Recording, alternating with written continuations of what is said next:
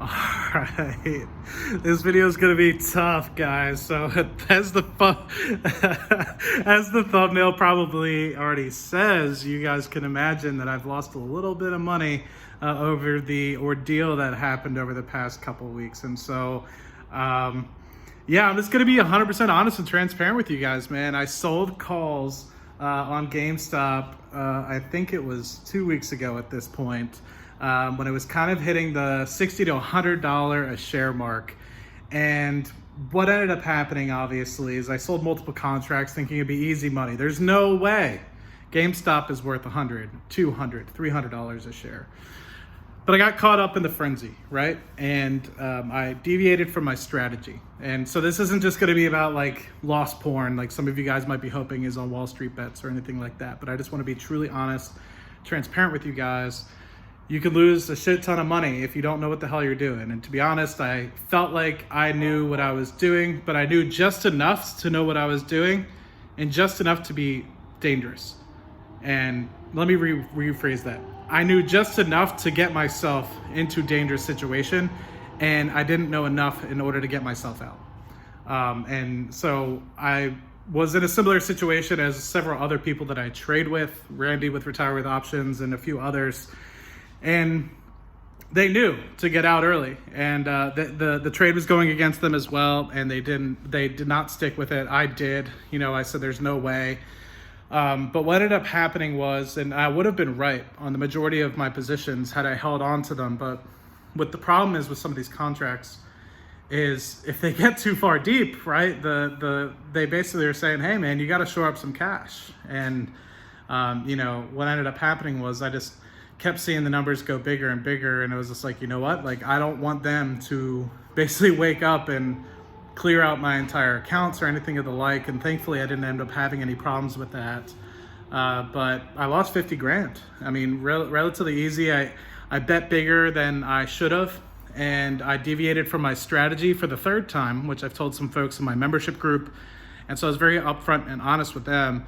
The day after it happened, I took a drive, and I was really relieved that it was kind of behind me. Didn't sleep very well the night before, and I deviated from my strategy from the third time, man. And third time, I really should have learned the first two times not to deviate from my strategy. I knew what I was doing with those other strategies. I've never gotten burned like that before. But this last time it was a legitimate gamble, man. And, I didn't limit my risk. And while I do take on a little bit more risk than I'm used to nowadays than I have in the past, at the same time, I just threw risk tolerance out the window. And with that, obviously, I got burned, right? And, it's one thing if I was to be able to do it the other way, right? Where, risk tolerance, goes the opposite direction too, right? Where you're willing to put $1,000, $2,000 and lose all of it to potentially make hundreds of thousands of dollars, like many folks did on GameStop if they got out appropriately. But I was stupid, man. I was just like, I can make a quick, easy $6,000 if I short GameStop, write a covered call at 200, not a covered call, write a naked call at 200, and wrote multiple contracts, man.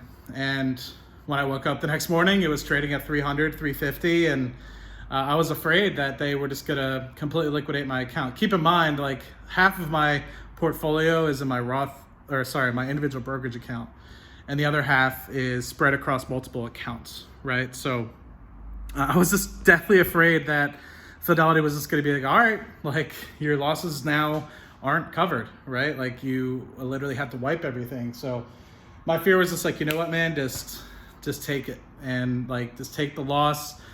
Eat it, a couple months worth of profit, maybe a little bit longer, but this time, like it's real. Like you lost a little bit. You didn't lose 1,000 here. You didn't lose 2,500 here. Like you lost 50K. But I want to take this moment, 4 minutes in. I wish I got to it a little bit sooner because hopefully some of you guys are still on here and you're not tuning off. But just to please remind yourselves that, especially if you're just getting into investing for the first time, to please remind yourselves about what you're doing. Right? Please remember these 5 things. And I've said it in many different ways, but maybe hearing my story will allow you to understand and maybe think about it a little bit more in depth. But please remember what your objective is. Please remember what your risk tolerance is. Please remember what your time horizon is. please remember how active and passive you want to be in this game. I remember some people like, well, I'm just going to, shut down my computer and leave. It's just like, dude, like, you're trading, man. You can't trade and walk away from the computer for a day or two. Like, you got to be there. And 4 or 5 rather, how often are you going to be putting money into the portfolio?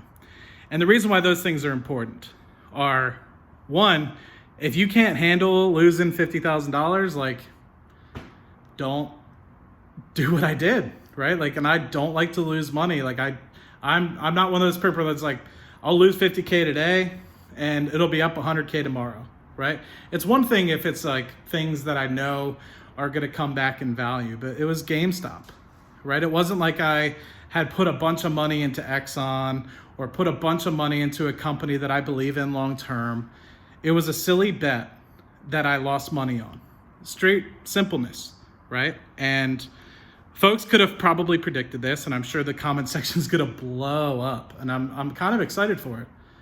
But I've recognized my mistake, man, and I've recognized that selling safer, way further out of the money on blue chip companies for puts, for calls, is my game. Don't try to gamble. You try to gamble, you're going to get burned. But the reason why the other things are important, man, if your objective is to have a cash flow coming in and like have a house that you can kind of utilize those dividends and stuff to pay for a mortgage every single month, you want to make $1,000 a month in dividends, why are you putting money in GameStop, man? Like, maybe take like 1 or 2% of your portfolio, but don't YOLO your entire portfolio. And I feel like a lot of people did that. And 2, if you don't see red, like I had a guy in, I think we still have a guy in our group that's just like, I hate seeing red, so all I do is invest in bonds.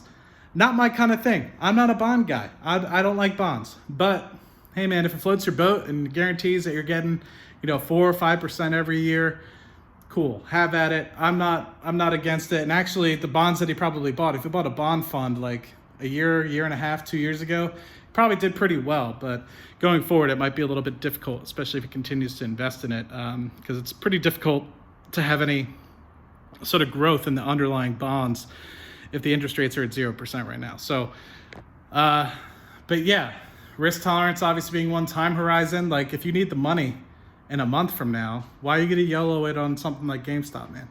It just doesn't make any sense. So I wanted to be honest. I wanted to make this video a lot earlier. I wanted to make it while the whole thing was going on, because it's honestly happened a week and a half ago. Last week, something like that. But I was actually about to make another video, and I decided, you know what, like, people need to hear this. I'm sure some of you folks aren't going to be as transparent about it. Some folks are going to taunt their gains. That's cool. I'm happy for you. I really am. But what ended up happening was I just was smart enough to kind of know what the tools were doing, but I wasn't smart enough to limit my risk. And that's as simple as it was. And I was gambling, and I wasn't investing at that point. I would have invested the other way. Like, I thought about it in early January. I don't want to get into it too much, but when I saw that the old Chewy CEO was getting involved, I was just like, hey, I'll throw a couple dollars into it. Let me get my finger in there. A couple dollars, right? Not YOLO 4 or 5 contracts like on GameStop, like at $200 call price. Like, just, it's stupid, man. Understand what you're doing, limit your risk, right? And diversify. We had a lot of good conversations about it. It's just like, diversify, don't use a lot of your buying power on one position, do different expiration dates, stuff of the like, right? It's just like an investment portfolio. You just got to do it a little bit differently. So yeah, I wanted to come clean. I wanted to, hopefully, if I could save, this is the whole goal for this YouTube channel, is to talk to you guys, talk to people that are interested in investing, right? The whole reason why I started this YouTube channel is 4 or 5 years ago, I couldn't talk to anybody about investing, right? So I came to YouTube to talk to people about investing.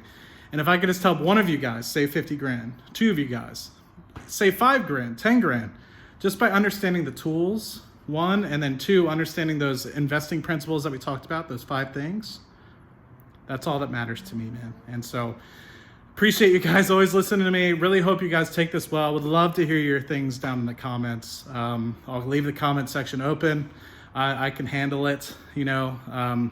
Trust me, you guys can be hard on me, but there's nobody that's harder on me than myself, which I think is where it's got me to today. So love you guys. Look forward to talking to you guys in the future. Cheers, and hopefully this helps.